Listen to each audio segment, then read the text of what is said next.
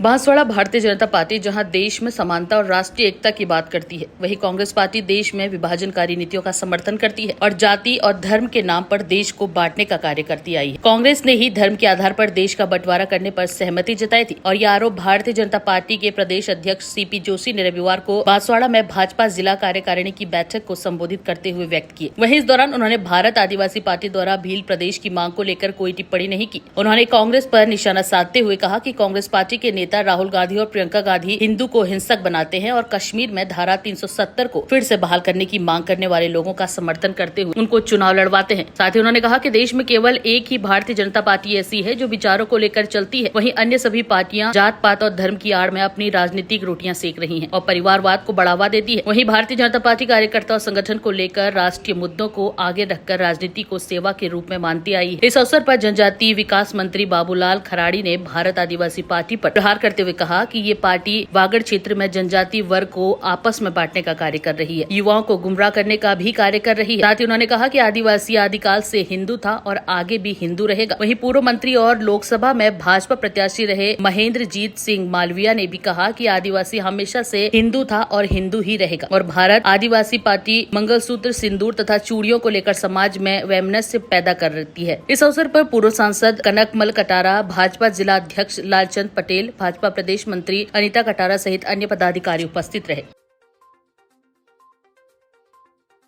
इस देश की आजादी और इस देश की आजादी के बाद में वागड़ मेवाड़ और देश का कोई भी कोना हो, उस कोने के अंदर विकास की गति बढ़ी है और पिछले 10 सालों के अंदर आज मोदी साहब ने जो काम करके दिखाया है, जिसको दुनिया के देश आज हिंदुस्तान की तरफ आंख उठा के देख रहे हैं, ये बात मैं कह सकता हूं।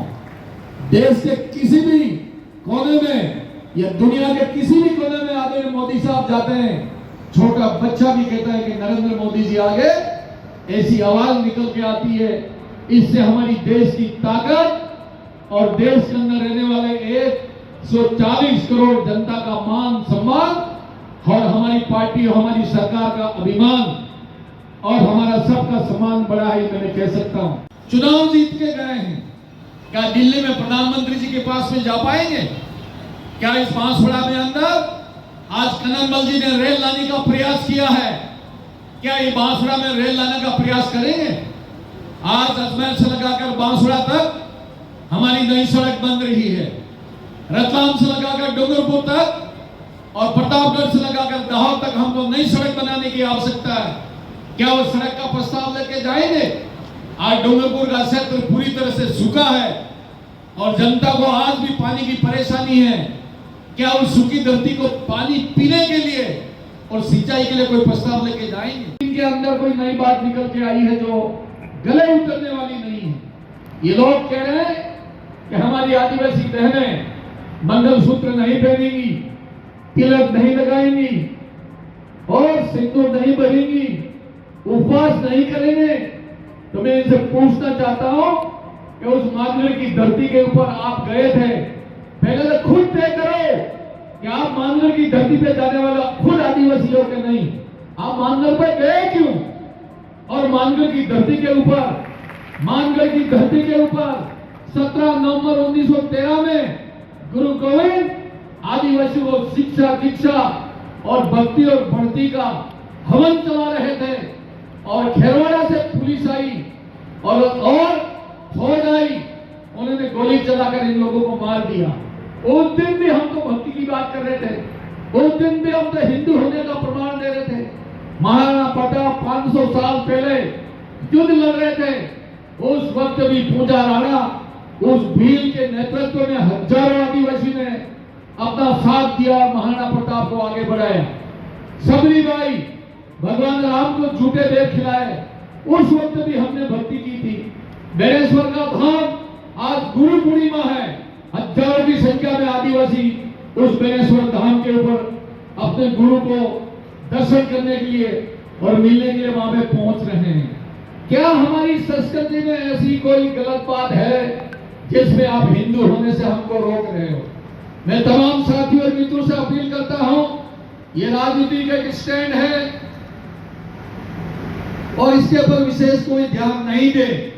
हमको भारतीय जनता पार्टी और हमारी प्रदेश और देश की सरकार के साथ मिल के काम करना है। यही मैं इस अवसर के ऊपर बात कह सकता हूं। ये कुछ समय के लिए बुलबुले आए हैं, कुछ समय के बाद में चले जाएंगे। तो पॉलिटिकल पार्टी आपने बयान दे रही थी,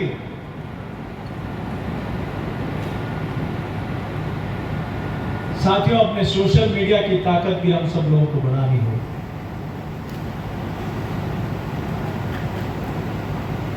क्योंकि जिस प्रकार से सोशल मीडिया पे गलत नैरेटिव, नेगेटिव नैरेटिव बनाने का काम हो रहा है,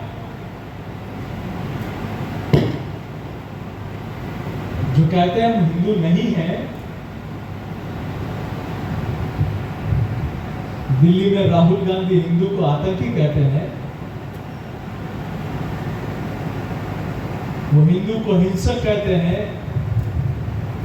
वो क्या है ये तो बता दे पहले।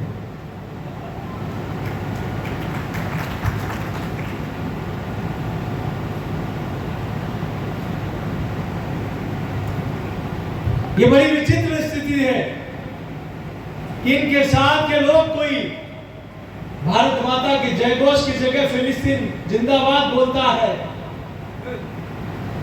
ये लोग हैं जिनके साथ वाले कोई भारत तेरे टुकड़े होंगे इंशाअल्लाह इंशाअल्लाह के नारे लगाने वालों के साथ खड़े जाके होते हैं, और उसी को अब दिल्ली से सांसद का कांग्रेस से चुनाव लड़ा देते हैं।